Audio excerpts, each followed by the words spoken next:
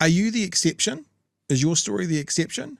Or is Oh, your story hell no. the No. norm? Like, is this the norm that's happening to I don't everybody? even think I genuinely don't even think mine is the tip of the iceberg. Right. I was That's just terrifying.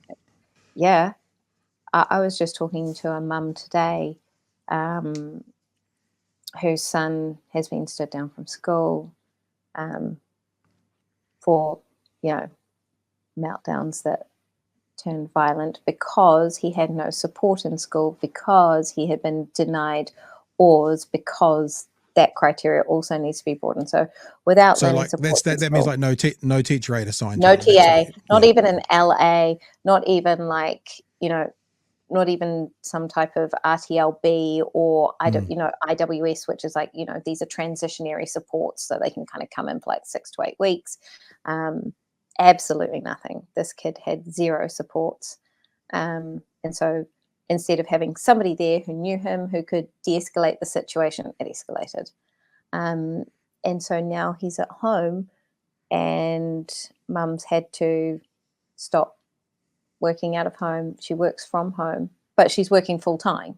Yeah. And she has a high needs son at home who she's also somehow supposed to provide care for, who is twice her size and melting down. And she's had some of her funds. Yeah. I, I actually consider myself one of the lucky ones when I Shit. compare my actual lived situation with other carers, especially because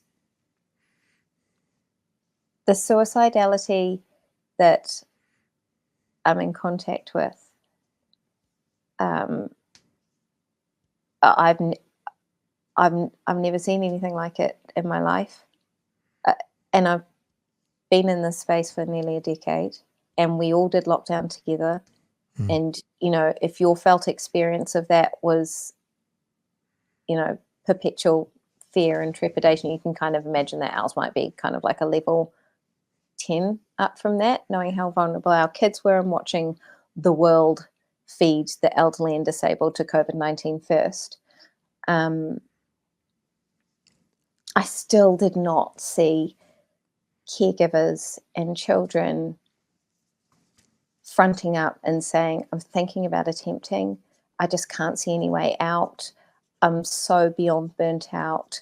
My child is so beyond burnt out. We're being turned away from school. We've got no family.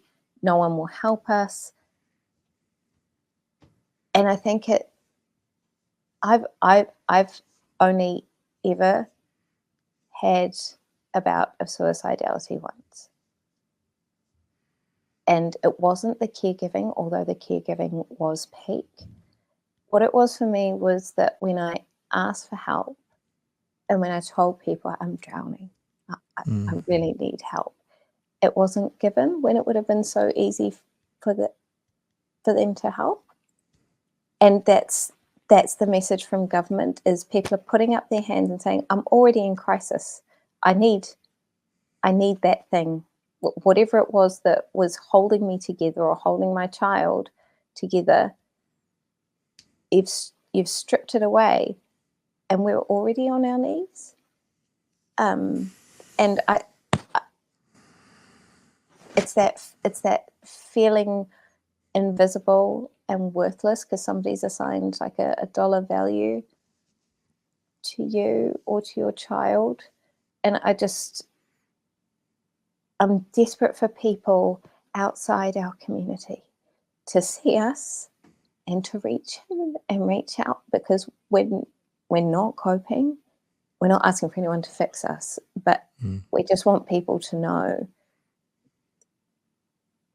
that things have never been worse.